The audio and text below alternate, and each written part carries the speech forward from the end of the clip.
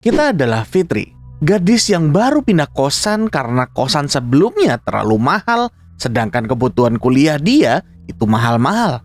Nah, teman kita yang namanya Ayu ini ngerekomendasiin kalau ada kosan murah meriah tapi agak kelihatan tua. Selamat datang di Kosan Tua, game indie horor bikinan Indonesia dari Mboxman, dimana kita tahu ya kalau kosan tua itu yang selalu menjadi solusi bagi kita sebagai bocah kuliahan butuh ngehemat demi bisa hidup foya-foya meskipun tidak kaya raya. Cuman malam itu beda sama malam-malam yang lain. Mungkin karena kosan ini udah tua ya. Udah 2 hari ini loh lampu kamar kita itu mati lampu. Terkadang juga lampu di dekat dapur suka berkedip gak jelas. Serasa nambah seremnya.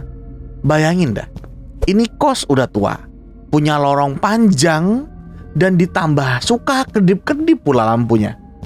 Cocok udah jadi kosan berhantu ini mah. Untungnya ibu kos udah kasih woro-woro kalau mati lampu ini bakalan secepatnya diatasi. Tapi ya dimaklumi aja lah ya, udah tua loh kosannya. Dan kalau ada apa-apa minta tolong aja ke Pak Security. Ya gegara merasa nggak nyaman mau belajar harus pakai senter, jadi kita minta tolong ke Bapak Security sesuai anjuran ibu kos. Sayang banget, ketika kita minta tolong ke Bapak Security-nya, dia nggak siap lampu cadangan atau bahkan bisa benerin listriknya. Memang sering mati lampu kok. Kos-kosan ini memang sudah tua.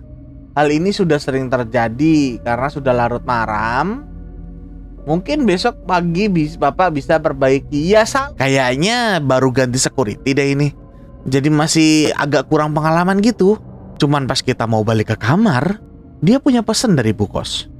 Kita semua para penghuni kos gak boleh jalan-jalan tengah malam, apalagi ngunjungin kamar nomor 12 sama gudang. Namanya anak kuliahan kan ya, penasaran dong kenapa. Tapi si bapaknya gak mau jawab. Dia cuman bilang, pokoknya jangan ya dek gitu. Ya namanya anak muda, kepo boleh. Cuman karena kita gak terlalu peduli sih, baliklah ke kamar. Pas keluar dari ruangan Pak Security, tiba-tiba muncul ginian. Apa itu?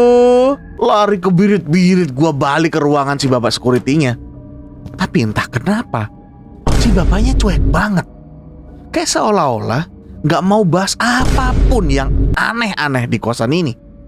Kita pun ditendang dari ruangan si bapaknya dan cabut kebirit-birit ke kamar. Kampretnya, kamar gua udah beda coraknya. Kok gini? Kaget dong. Kayaknya emang kita harus datengin itu kamar nomor 12 sama gudang. Nah ketika kita nyampe di depan kamar nomor 12, kita dibisikin sama suara cewek lirih gitu. Kalau kuncinya ada di kamar yang kedip-kedip.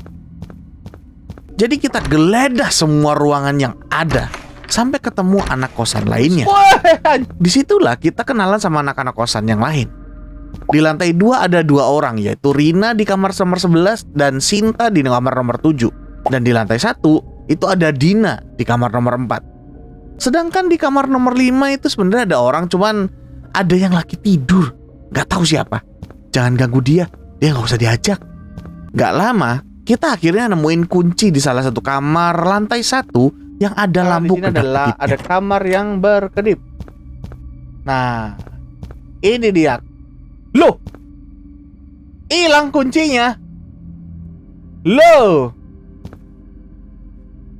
guys, tadi bukannya di sini ada kunci ya? Ya gak sih? Oh, kok nongol lagi? Pas mau balik ke kamar 12. Loh, kok keluar darah? Kita ngeliat bercak darah. Siapa di pinggir jalan ini? Nunjukin kalau kamar 12 ini udah pasti gak bener. Pas kita buka nih kamar nomor 12, kesini kah? Kita nemuin ini. Tuh, 2, 3, buka ya. Oke, ada apa dalam? Anjir, apaan? Dan surat yang ada di situ. Meskipun tempat ini menyeramkan, ternyata penghuni kamar nomor 12 sebelumnya punya alasan yang sama kayak kita.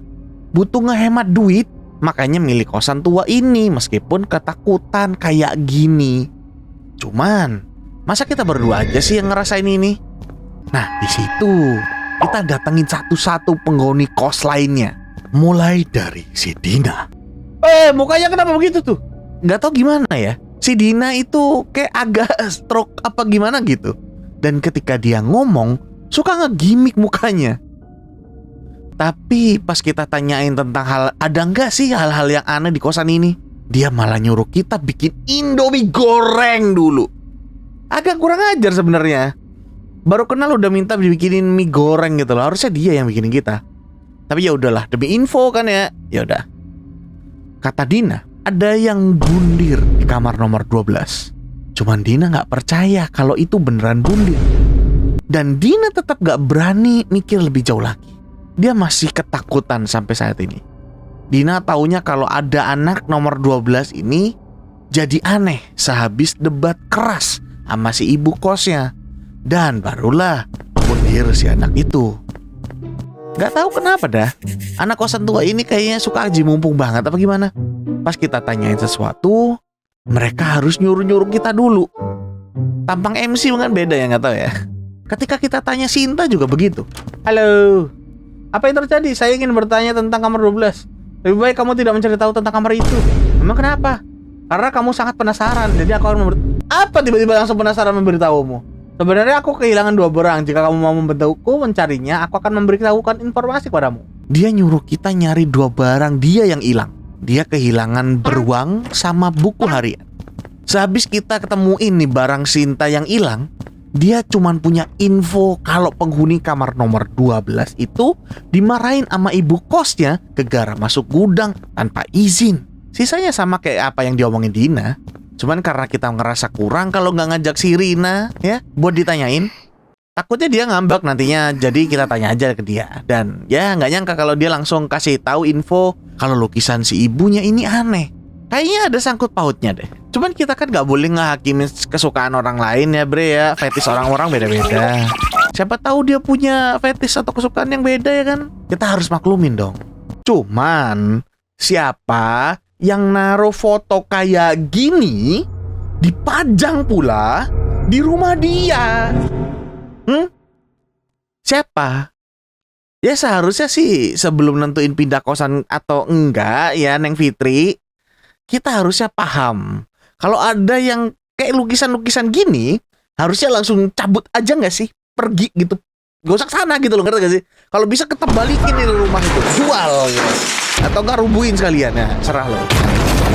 Ya udahlah, lanjut. Ternyata ruangan gudang kekunci.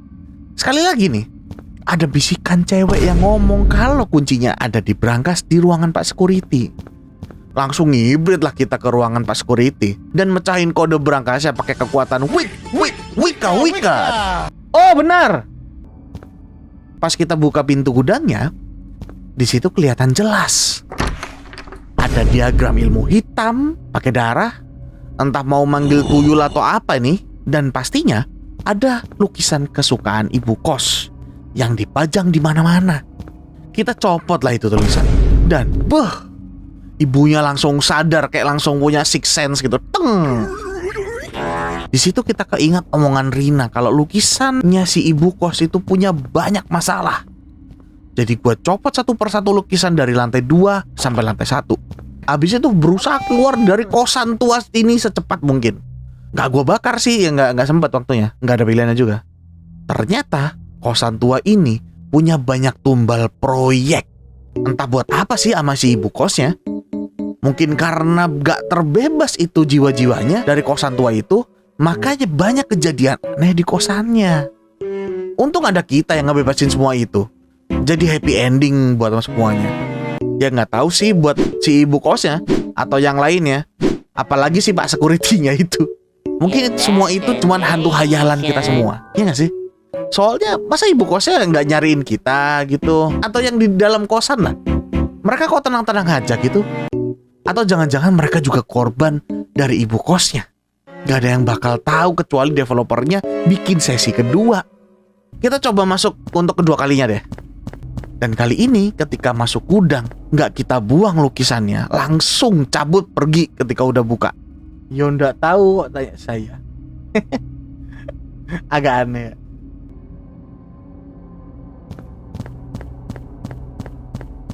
Orang gua dari awal masuk udah bawa HP, anjay. Khusus buat dia lu dong ya.